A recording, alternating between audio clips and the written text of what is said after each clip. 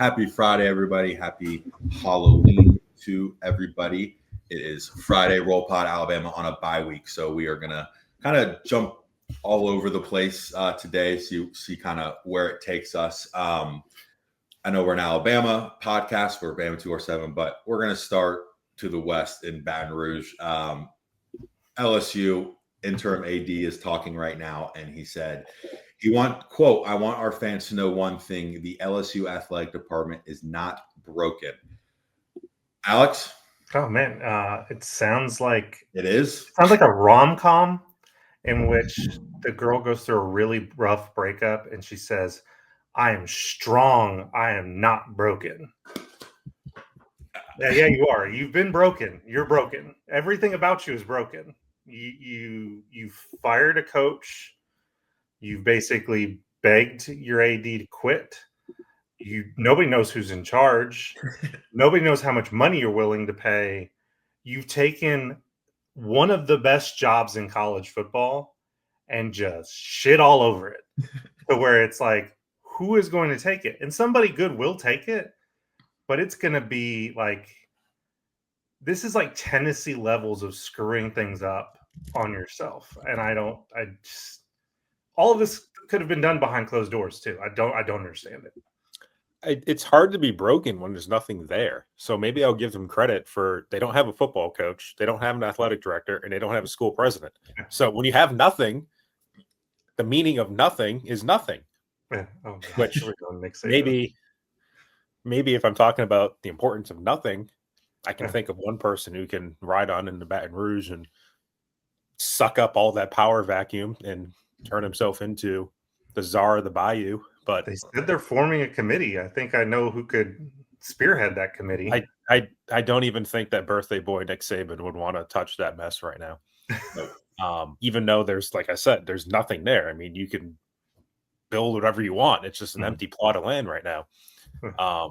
But I will say, man, tough loss last night for John Summerall. They get blown out by UTSA when everybody's talking about you as potentially going to LSU or a different job as well. Yeah. Yeah. UTSA is a good program, but did you take yourself out of the running doing that, knowing all the heat that's already on this? So again, who are they going to hire? And I'm going to bring up Florida because you got all the Florida fans saying, LSU so toxic. Look what's going on there. And the Florida athletic department is not in a great spot either. I mean, they don't have a president. There's kind of up in arms over there as well. So, but there's still some continuity in terms of Strickland has weathered all of this storm. Right. Foley is still in the fold. Like there's still, like by comparison, they look like they know what they're doing, which is saying a lot. And I mean, they should be happy because they should look way more attractive to Lane, who, again, was once en route to Baton Rouge as an offensive coordinator. So, it's wild. I honestly don't know how this thing's going to go because there's so many openings and there's so few quality candidates. I guess the good news is for whoever the new AD, if I'm the guy who's thinking about replacing Scott Woodward, I'm saying you guys go ahead and make your coaching decision and then I'll come in. I wouldn't want anything to do with this. Yeah, 100%. Let the old governor make the decision, I guess, with him just spewing the last couple of days. And it doesn't seem to matter if he's spewing facts or inaccuracies. People... And there's a blend of both. That's why it's so hard. Right. Him talking about buyouts is legitimate. Him talking about the incestuous nature of agents, legitimate, even though he wasn't factually accurate when it came to Brian Kelly. Somebody eventually is going to have to hold the line, you think. But at the same time, like, again, just because you got one thing right on the test doesn't mean you're acing the test. Yeah, it is a situation over there, but I just wanted to talk about that to start, just because it does affect Alabama to some sense, just with the SEC. And obviously next week, LSU's coming into town with an interim coach, and, sometimes teams can look a little bit different and more jacked up. So, but we'll get into that next week. I'll say this though. Yeah. Alabama fans who wanted to fire Kalen DeBoer 8 weeks ago, you thought that was stressful?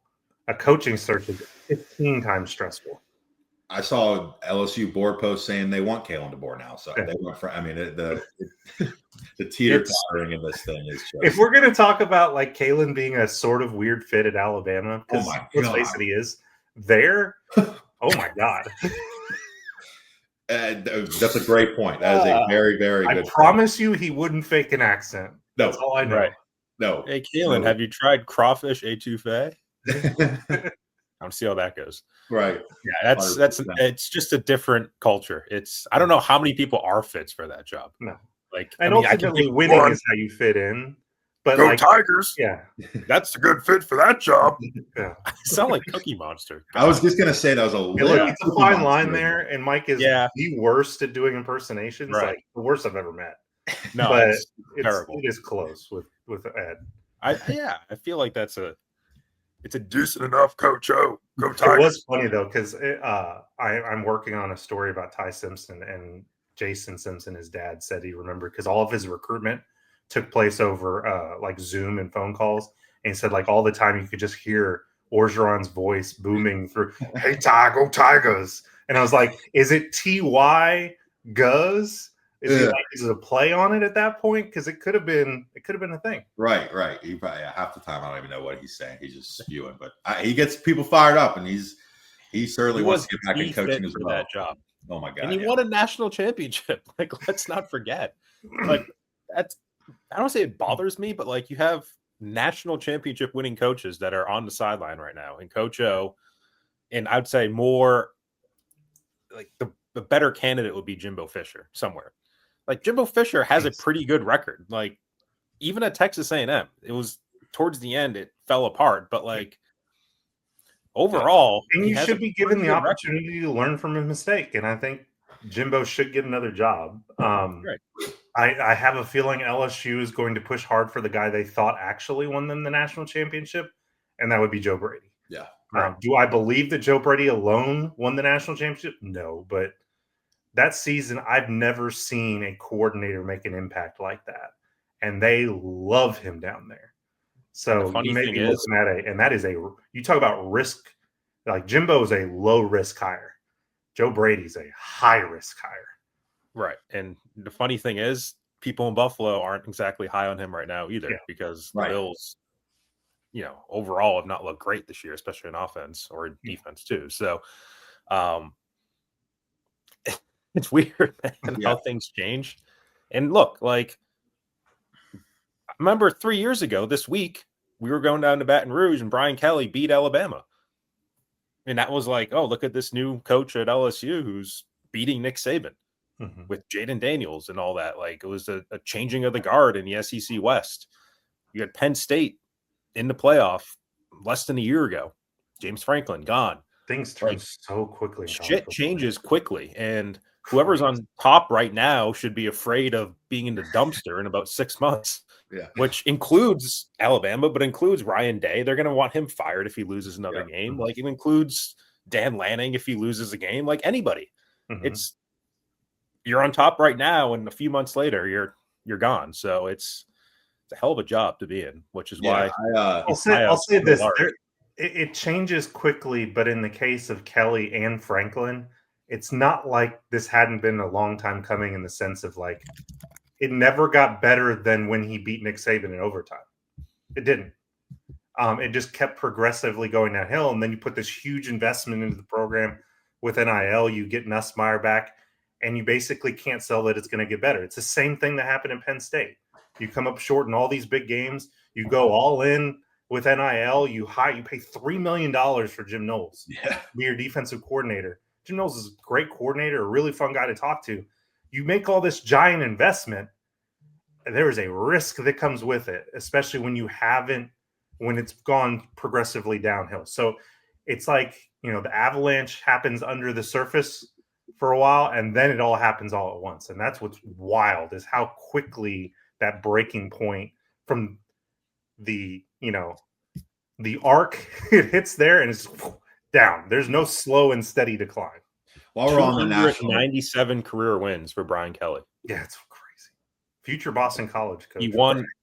He wins everywhere. He won at Grand Valley State. He won at Cincinnati. He won at Notre Dame to a good enough level, not good enough to win a national championship. And he won games at LSU. He went 10-4, 10-3, 9-4. This year was heading in a different direction.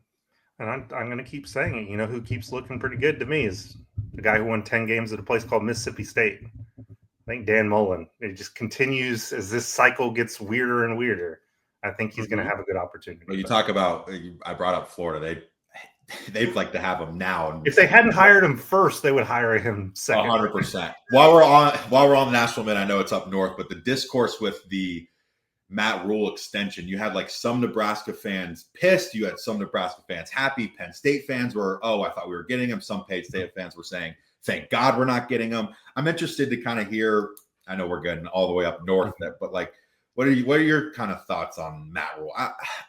My thought isn't Matt Rule. My thought is ADs are not great at their jobs right now, because at a certain point, you just have to look at your guy and say, if you want to go, go. Right. If you haven't done enough, I'm going to cry in my beer when you leave, then you shouldn't be offering extensions with buyouts built in and all this other stuff. Like,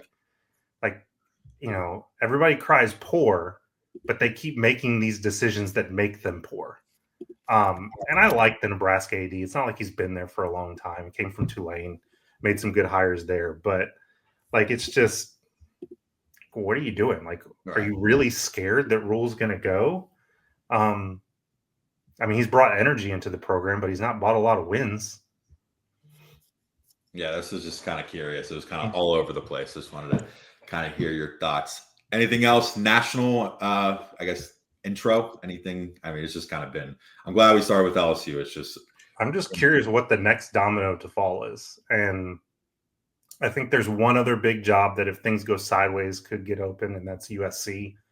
They've had a better seat. They've been all right so far to this point, but there will be more dominoes that fall with this, whether it is another big job or just the job openings we have right now. And then it becomes an Alabama thing where it's like, okay, who on Alabama's staff is either looking for a head coaching job or moving for a coordinator position?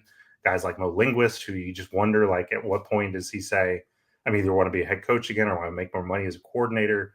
Grubb, Sheridan, like, there's a lot of things that will eventually play out.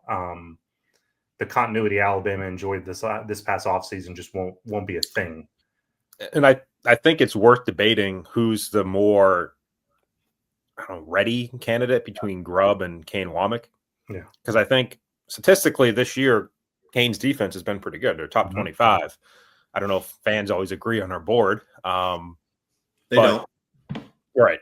But that's just life. Depends what quarter you're asking them. Right.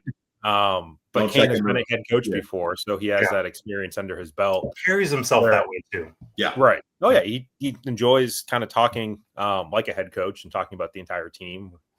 Grubb's obviously different, but I think he can be a head coach as well. And I think my gut feeling is that people think a little bit higher of him and his capacity to draw up plays on offense than they do Kane with the X's and O's on defense. But how that translates to a head coach, I don't know. But I think Grubb at some point pretty soon is going to get a chance somewhere. Yes.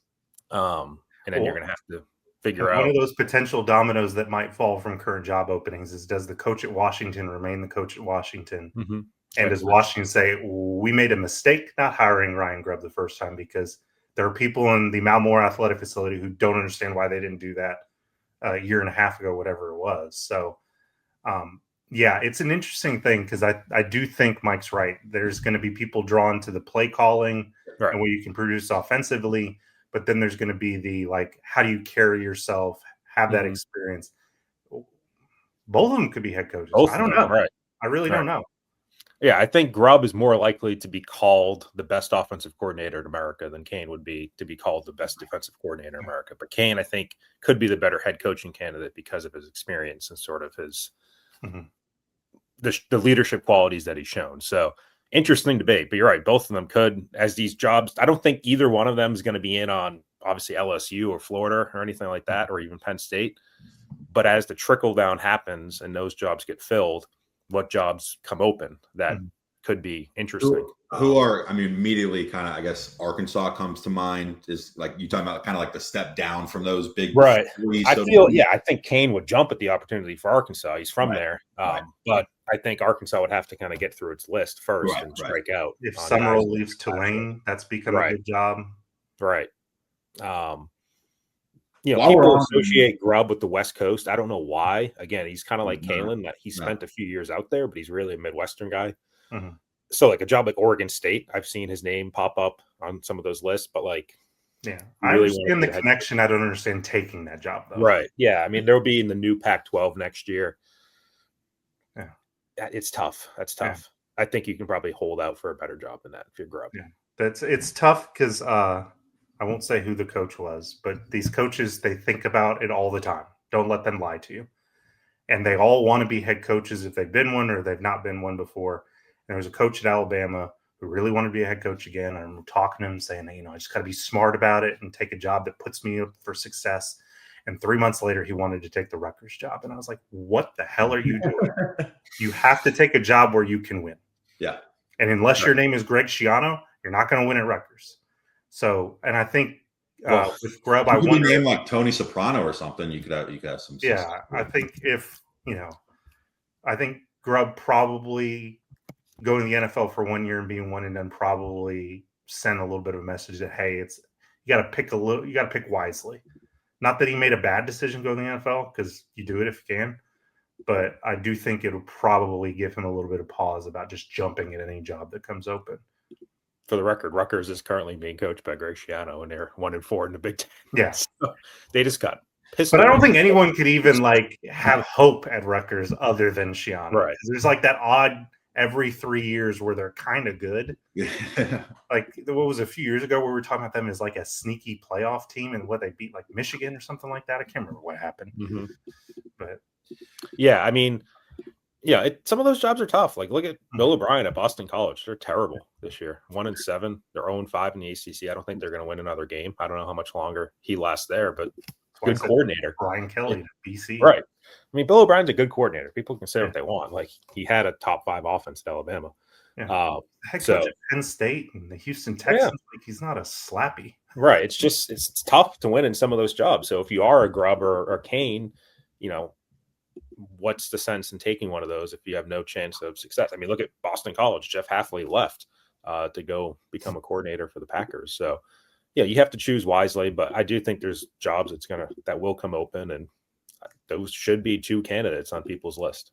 Yeah, kind of in the same vein. We got a lot of questions on our board, and I want to hear your thoughts as well. A lot of people are asking, "Hey, is this staff already trying to poach LSU players? Are they doing this? Are they LSU commits? Are they going after LSU commits?" I've kind of been told and kind of continued to have the feeling that the money that they're going to be spending is all going in the portal. They're if you're going to spend, I have no basis for this, but 1.5 for a high school versus an established, college, they're going to go in the portal. So I kind of just wanted to reiterate that to the Alabama fan base as well. Mike, Alex, you kind of seem right. Well, logically speaking, you've committed money already, and you're not gonna your class is basically full. Right. It's not like you just got pocket change sitting around where you can go get these 5-star guys. Will they go after? Will portal guys be likely? Yes. Probably. Is there a chance somebody decommits and money frees open? Maybe, but again, where are the spots? I mean, let alone the money, where are the spots? Right. And the thing is, you don't have to limit yourself to LSU or Penn State. You can go out and poach players from any team. That's how it works. So you don't have to just be like, oh, yeah, there's going to be a coaching change there. What if there's a backup at Ohio State or Oregon or whatever that's not playing and they want to go into the portal and they might be interested in coming to you? It's free agency for everybody. It's not just the teams that have coaching changes. So the answer is yes, you're probably interested in LSU players, but I think you would be regardless of what the situation was. That's my answer to that question. And I can all but guarantee this week has been busy with one thing about the portal, and it's talking to current players about where's your head at, because this is this is the one opportunity during a bye week where they can kind of do that without creating any kind of distractions. So I can all but guarantee those are the conversations taking place, and it doesn't take a genius to look at this roster and see guys who probably think they should have more playing time than what they have right now. Right. Yeah. Look, I went down the list of every single player this week, and I mean, it doesn't take a genius. I'm not speaking out of turn by saying guys like Richard. I'm not Young, saying Mike Rodak is not a genius. You never say that. Guys like Richard Young, guys like Jalen Hale, guys like Cam Howard. I mean, there's a list of 5-10 guys that right off the bat you can say like their situation fits the mold of what a player going to the portal would be in. Yeah. Does that mean they're going to the portal? No, but that's like you're right in the ballpark of what it typically is. So that's the starting point. But there's always surprises. There's always guys that get lured away. There's always whatever. So, look, there's and going if you think they're waiting until when the portal opens in January. No, the whole rule change going from December 8th, whatever it was before, to January 2nd doesn't mean anything. It's just, again, we've talked about it on the show, but our friend Matt Zenitz and Pete Nakos from On3 and all those people are just going to be tweeting player plans on going into the portal instead of going into the portal. And it's the same effect. And people just quietly talk to him and he decides where he's going. And on January 2nd, oh, poof. Yeah. Players transferring to wherever.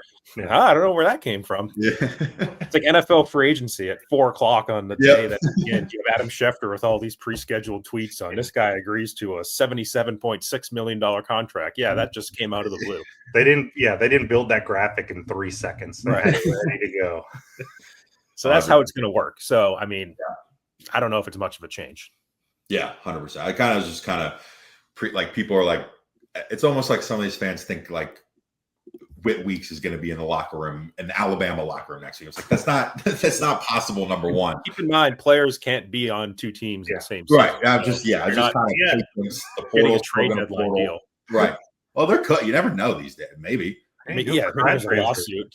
I don't know.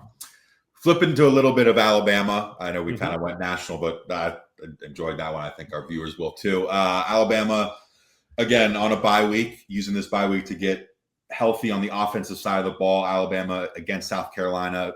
Isaiah Horton got dinged up, was out for most of the game. Latsier Brooks obviously out for that entire game. Seemed to be some positive updates. Not really like surprising. It seemed to be that was kind of the plan, especially for Latsier Brooks he seems to be fully go. Isaiah Horton seems to be fully go. So that's all good news. Mike, Alex, any thoughts on that? I know you put out something that really stuck out to me, Alex, in your story with Josh Cuevas, with just the ball distribution kind of around the offense. And we've talked about that on the show a lot. And I'm interested to kind of continue to hear your thoughts here. It's just more pick your poison. Yeah. Mike, do you want to go over the injury stuff though first? No, I mean, there's obviously the guys who are out for the season, which will remain out. Beeman and Jamarian Latham are both out. Sounds like probably Caden Jones too. Yeah, Caden Jones, I don't know if I would expect him back. Last time we saw him last week, he was on a scooter. He's the backup linebacker who's played on special teams, but could be an important player for them next year when he comes back as a junior, maybe competing for a starting job. But Quay Rusaw is one that people have asked about.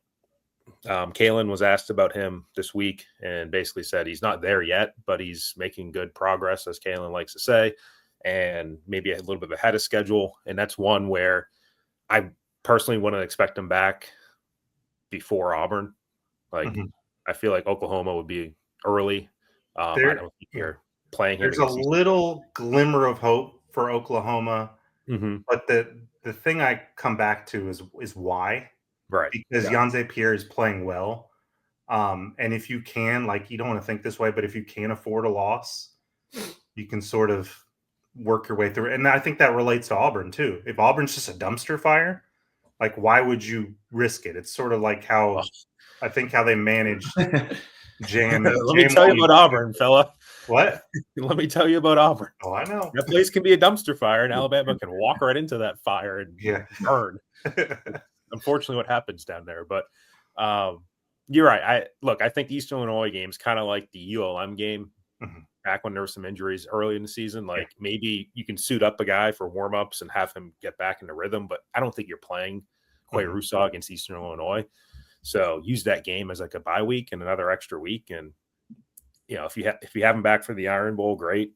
If he's coming back for an SEC championship game or a playoff game, then, that could be a possibility too. But Brooks and Horton, from what Kalen said, both back for this game. Danny Lewis has missed the last 2 games. I don't know. People obviously noticed him during the Missouri games. He had a decent catch there.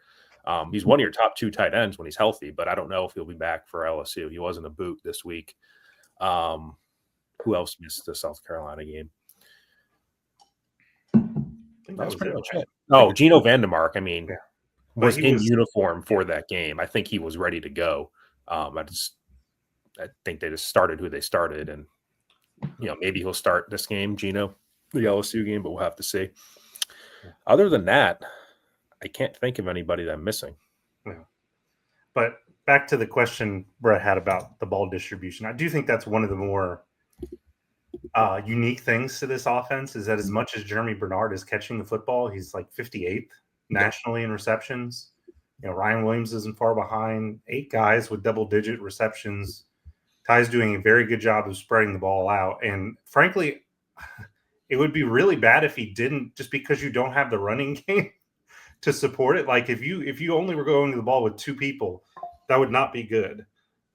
So it's in some ways sort of you're able to kind of keep defenses guessing. Now, do you want to get those other things incorporated during the bye week? Absolutely you do. But getting Lazier, getting Horton back, I think will be big, because as much as Rico Scott has made some plays and did make some plays against South Carolina, I think if Ty was accurate with that out to him, he would have caught it and probably picked up a few yards. I still think Brooks is your higher end player at this point from what we've seen. So the depth just continues to shine through, and I think will serve them well moving forward too. Because again, if you're a secondary coach on the opposing team, like you're telling them pay attention to Bernard, but are you sending multiple guys to one receiver? I don't know that you can necessarily do that. Right. Especially with one more thing. Again, Josh Cuevas is playing outstanding this year too. Like he doesn't drop the football. He's the ultimate safety blanket for Ty. Like I think he's very unheralded in terms of what he does for this passing game on an individual level. And credit to Alex again. He did nail the first touchdown with Josh Cuevas in Columbia. I was trying to think of what I had next, but we want to talk a little bit of basketball, and we can wrap it up. But if there's any other football, well, how about I did this thing on the playoff today. And Let's talk about that. We got the playoff rankings coming out. Mike using the word "wonderful" in a tweet just threw me off. I was like, I didn't know you thought things were. I was singing, and then you read the rest of the tweet. You've heard me sing before, so I was singing. It's the most wonderful time of the year. I've actually been singing a lot of Christmas songs lately. I don't know why, but I did drive by somebody. Now everybody's got those big like AirPlay giant screens, and I saw somebody had Jingle Bells on yesterday. And I was like, it is not even Halloween. Like, what's going on? You're allowed to tell the world that your Christmas tree is up. It is. Admit it. It is. My wife, she said, I want to be happy, put up the Christmas tree. That's what I did. Don't ask questions. Not even November yet. Yeah. But when it turns to November, on November 4th, which is Tuesday at 7 p.m. Central, the first playoff rankings will be out.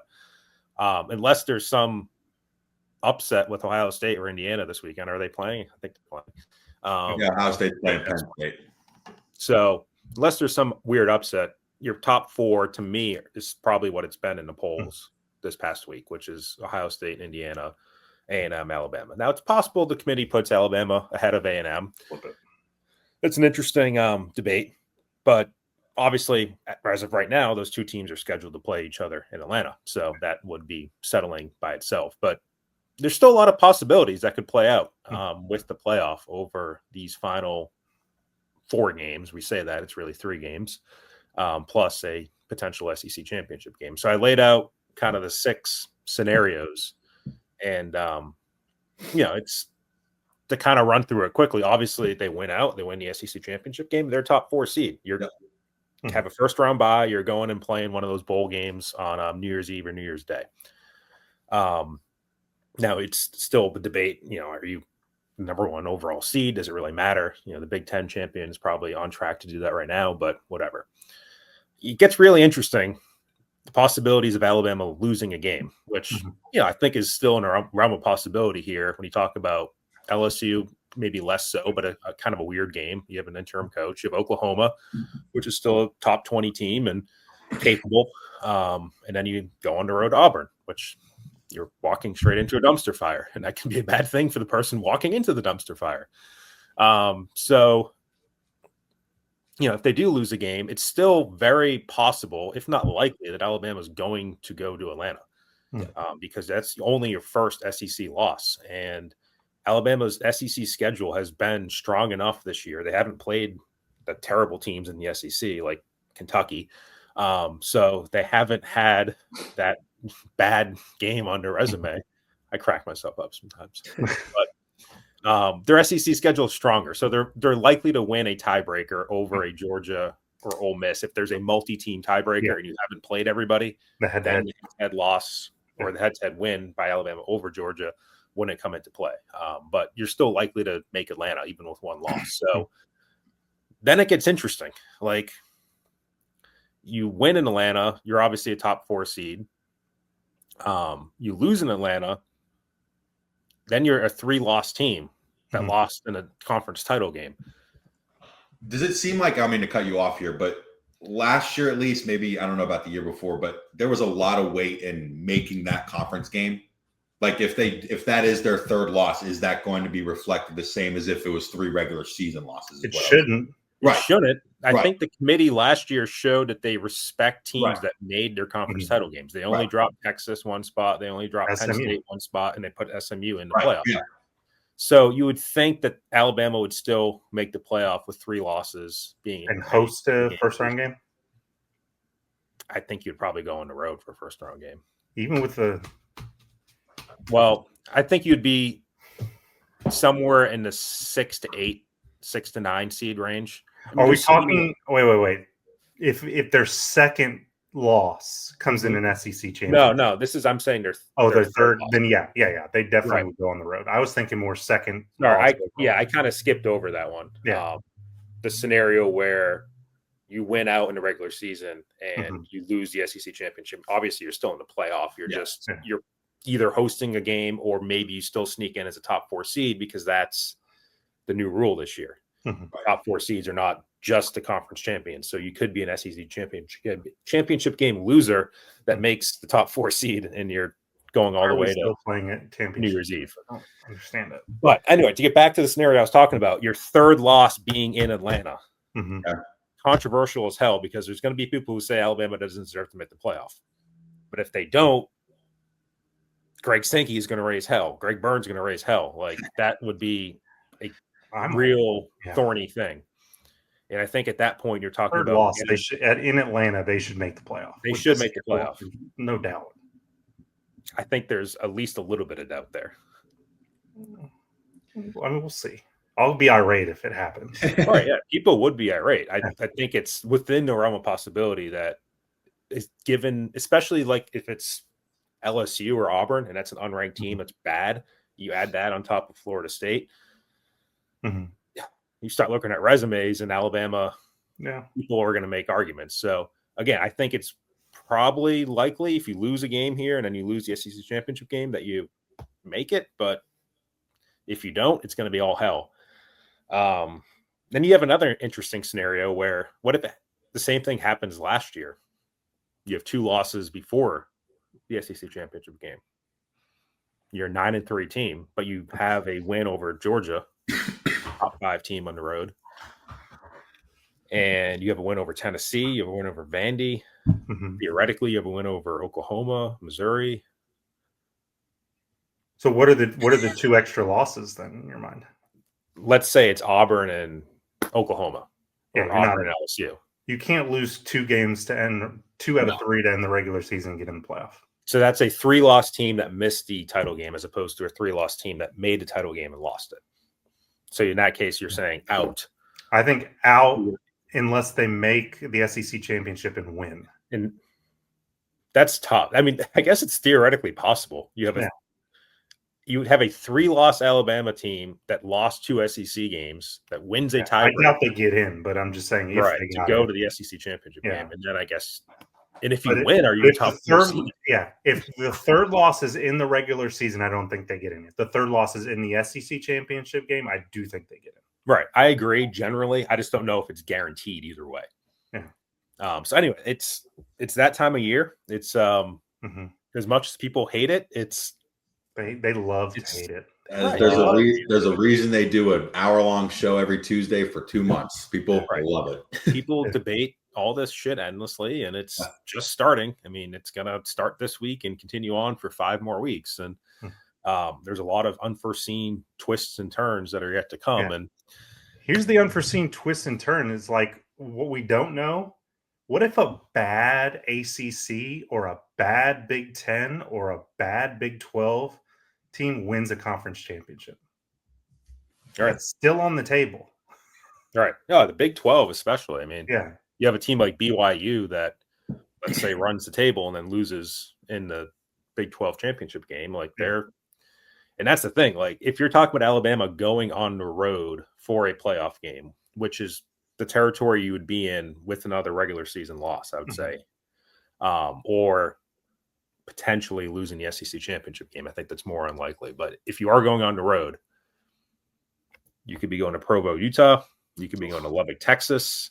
You could be going to Bobby Dodd Stadium in Atlanta. That wouldn't be bad, I guess. They don't even like playing home games there. Why should they play? Right. I mean, you could be going, and we talked about this in the car the other day. I think it's highly unlikely, but it would be fun as hell if Alabama played at Navy. Yeah. I mean, I don't think Navy would host a playoff game. I don't think. But you're not going to talk about the other one that What was the other one? At USF. Oh yeah, USF would have to bounce back. But again, the same thing holds true. I don't think the G6 team. I don't think it's possible. Is going to get up in that 8 seed range. But if for some reason that happened, weird scenario. God. Oh God, that would be the anxiety going back to Tampa again. What are we not? Oh, and then I think the other possibility, and this goes back to the conversation we had last year. You have teams like Georgia and Ole Miss that are just going to hang around. And if it happens, Ole Miss schedule, Jesus, right?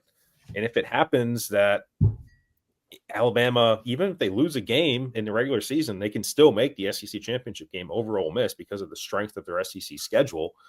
And then if Alabama loses that, you potentially have a 10-3 Alabama team versus a 11-1 Ole Miss team that missed the SEC championship game.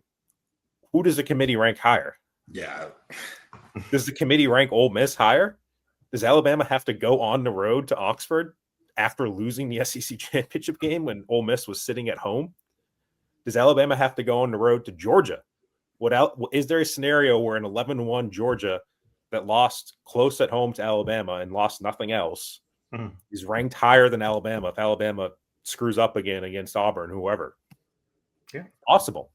And then you're going back to Athens for another game.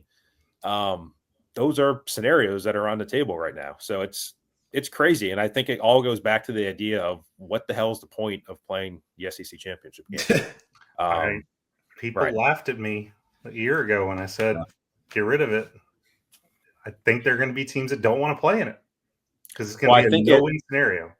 I think it means even less this year because of the seeding change. Yeah. Where you can still lose the SEC championship game and you're still in the mix for a top 4 seed in a first round bye. So that takes away some of the incentive of winning the game. Yeah, but I still think the likelihood of being a top 4 seed and losing that game is low just because recency bias will ultimately trump everything else. But if it's a really close game and there's not another good candidate, like I think Alabama in some cases might have a good argument. Let's say they're, I guess it would be 11-2 in that case. They have a close loss to A&M in Atlanta. Are you still a better team than Georgia? Well, you had a head-to-head win over Georgia. Are you still? I think the Oregon comparison is going to come up in that scenario. Oregon has a very good chance of just sitting at home and not going to Indianapolis because of their one loss to Indiana, but winning out otherwise. Ohio State and Indiana play in the Big Ten championship game. Where does Oregon fit? They're like Penn State last year. They're just kind of hanging around. They have that one loss, and that's it. How does Alabama compare to an Oregon? Was an interesting question. So this season has been so wild that it's crazy we're waiting until now to get to it because it felt like things people were sort of looking at all the scenarios earlier a year ago. And like I said on the recent pod, nobody's talking about the SEC championship game. Right. Like, nobody knows what the hell it's going to look like. And frankly, I think enough people are starting to get out on the whole event as it is. Yeah, I feel like it's time to start talking about the scenarios because it's 3 real games left. Yeah. So here we are. But it's also basketball season. Yeah, real quick, we'll do a very quick couple minutes on basketball. Alabama opening up on Monday against North Dakota. Yes, North Dakota in Coleman Coliseum. Alabama has 8 new faces, but returns the likes of LeBaron Philon. That was a big return, kind of from him testing the NBA. Houston Millette's back. Latrell Wrightsell seems to be fully healthy. He played a bunch of minutes and looked good in the exhibition against Furman. Aiden Sherrell's back. I want to point out this quote here because it kind of went a little viral. He talked about, I don't know who asked it, or because I don't want to take credit for it, but asked about choosing starters. And I think that's a big question, who's going to start on this team. And quite frankly, it should be who's going to start in March. It shouldn't be who's starting now. But Nate Oates said, I told the guys today, if it really matters to you to get your name called out, get your face put up on the video board, then you're probably not playing for the right reasons. I don't think it matters as much who starts as it does who closes tight games and what you do with your minutes. I kind of just, I don't really have anything to go off. I just kind of just preach. Like, yeah. Like, I'm like Nick Saban out there. Yeah, he always I love Oates. Yeah. He's got great pressers. Yeah. That might be a take. I don't know. Would have been nice if other people were at it yesterday, but that's another story. It was sparsely attended because they didn't inform us of it. But yeah, it's kind of how Nate is. He's not about who starts. It's about who plays the most minutes. It's about who plays the hardest. And he's had teams. He always brings up the example of Nick Perkins at Buffalo, who was the 6th man of the year in the MAC and played more minutes and was kind of basically a starter without being a starter. And it's happened here as well. He brought up the example of Primo. It's happened a lot. So, I think the guy who might not start long-term once Jaleel Bethea is back could be Latrell Wrightsell. It'd be interesting to see him come off the bench instead and kind of be that spark if you are starting Aiden Holloway, LeBaron Philon, and Bethea once he gets healthy, or even Aiden Holloway, LeBaron Philon, and Houston Millette. Like, there's not room for all 5 of those guys in the backcourt starting. So I think he's basically saying, like, there's going to be 2 of those guys who don't start. And whatever. Like, it's not a big deal. And then the same thing in the front court. Like, you have 2 centers in Aiden Sherrell and Noah Williamson. I think Keaton Bristow is going to get some playing time as well. And whatever. Like, the 5 guys doesn't really matter. So, yeah, I mean, this game obviously played North Dakota pretty tight last year. Nobody was expecting that. You went up there to wherever they are. And you had, I forget where their school is exactly, but you had Eagle Staff, the little kid who shot the threes all the time. And he became like a big portal name in part because of that game, because he was great in that game. They don't have him anymore. I believe they still have the balding kid, Eli King, who was also pretty good in that game. Oh, it's advanced scouting. Yeah. I don't know where they play, but they know that he knows the names. Right. Eli, I just remember watching that game that night. I was like, man, it's North Dakota team. But anyway, yeah, obviously this is kind of a tune-up game for Alabama. And they get thrown into the fire. Nate said he wants to play a lot of guys, which the one thing that'll be interesting to watch about that is who doesn't play. Yep. Obviously, Bethea won't play, but if you have a guy who's sitting out this game, that's pretty good signal that they're going to redshirt. And even without Bethea, you still have 12 guys. I don't know if you're playing all 12 guys this year. So does it make sense to redshirt a Collins, Anya Giacca? Did I get that right? Does it make sense? Big Collins. I don't know if there would be another guy. I mean, London Jemison, maybe. Yeah. I think Amari Allen and Davion Hannah have really gotten the respect of Oates. I mean, they were rebounding the hell out of the ball, those exhibition games. So I think they're going to play a decent amount. But if you want to go to like 11, maybe you redshirt one guy. But also redshirting a guy these days, like when Alabama does that, they tend to leave. Yep. So I don't know. Yeah, we'll see. But it's Oates may not care about who the starting 5 are, and that's fine. I care about who the top 7 are, because last last season, it kind of drove me mad how many guys they were playing. It felt like they didn't really gel at any point ever. And does that change? I know he wants his system, and the analytics are always going to say play more players because you're hunting matchups basically. Mm-hmm.